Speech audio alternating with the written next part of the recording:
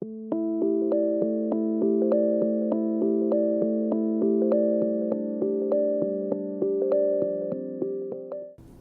highest level of Chinese medicine has always been understanding what's called the direction of energy.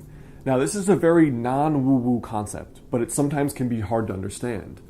Now, in this fourth self-healing video, I've had this video series on my channel here on how to actually recover from chronic illness and the process I used.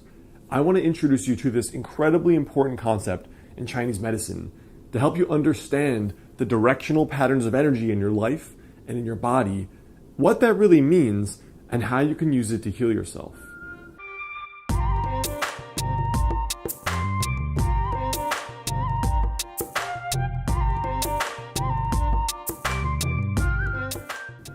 Hey, I'm Alex Hein, author of the book Master the Day and current doctoral student in traditional or classical Chinese medicine. Now, I've also included a free download. It's the first link in the description there. It's 5 daily rituals to help you add 10 years to your life with traditional Chinese medicine. And it's all about some of the daily practices you can get started with right now. So that's the first link in the description there. So what is all this stuff that I'm talking about in regard to the direction of energy, the direction of qi? This is a very non-hippie woo-woo concept. And these ancient physicians put together Chinese medicine in terms of universal laws. So it's based almost like the laws of physics work.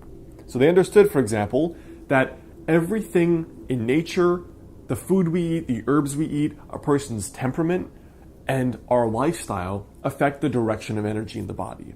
So for example, a person who's always working is using the outward, expansive direction of energy in the body. So if you work a lot, you talk a lot, you're always on your phone, you're just doing all these things, you're using that force in that direction. Now the opposite is true too. You could be someone that spends a lot of time meditating, a lot of time sleeping, a lot of time living a very calm, relaxed lifestyle. Think about the country life. That's a life where there's lots of gathering. So the energetic direction in the body is going like this. It's storing.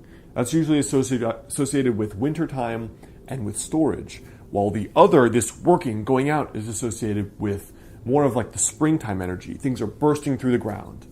Now, what does this even really mean, and how is this important clinically for your health? So I've shared my story here on burnout and how I basically got myself to the point of almost clinical burnout, not like emotionally feeling like I didn't want to work, but I had 10 health symptoms pop up that I'd never had before once in my life. Now, in the ancient times, people obviously knew that overwork caused a certain kind of burnout and a certain kind of depletion of the body's energy and vitality. Anyone has known someone that's worked so hard for so long that they prematurely age. I mean, the 40-year-old CEO that's all gray is almost a cultural cliche. But the ancient physicians knew that not only your lifestyle could do that, but certain herbs and foods you eat could do that. So, for example, the natural flavors we find in nature, sweet, sour, bitter, salty, spicy, when you put sour into your mouth, anyone that's put a warhead into their mouth and they make this puckered face knows that it goes, that sour, it's like, it puckers, it draws in. And so sour has that astringent drawing in effect. And so if a person's lifestyle is to going outward, too much working, too much pushing, too much effort, too much drilling, then what they need is more of those herbs that actually cause that drawing in, withdrawing, settling, sleeping, resting, the herbs that cause that effect in the body. When I was going through my burnout stage, I've been doing 70-hour weeks probably for 4 or 5 years, and it wasn't that the 70 hours was a lot. It was that a lot of it was work I didn't like. I had a full-time job, I was building my own business on the side, I really wanted to quit, and so every day I was just like that, I need to quit soon. I hate this, I want to get done, I need to get out of here, I'm so stressed, I'm so rushed. And for me, more than my working 70 hours, it was that state that pushed me into the state of illness. Because if you imagine that pressure of the discontent, of the unhappiness, that is just as damaging as any external lifestyle a person can have. So I was creating that, that pressurized pushing feeling without even physically moving my body, because I was a desk job. You know, I wasn't digging ditches 70 hours a week. I wasn't physically exhausting my body, but I exhausted it the same way through the emotional state of the push. You can replicate the physiologic state of overworking by pushing with your emotions in the same way. It's kind of crazy that these ancient physicians saw that and they understood it so well. So how can you really use this concept, this direction of energy, to heal yourself? The most fundamental way in your own life is to think, how much up and out are you doing? And how much down and gathering in are you doing? Okay? Very, very simple.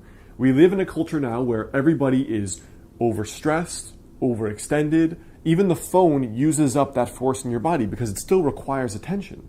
You're still actively engaging attention to use the phone, to do things, to observe. It's still a kind of action that depletes you in Chinese medicine. As opposed to if you're just sitting, sipping a cup of coffee, looking out the window at a cafe, that kind of, it produces a more peaceful state as opposed to flipping through Instagram.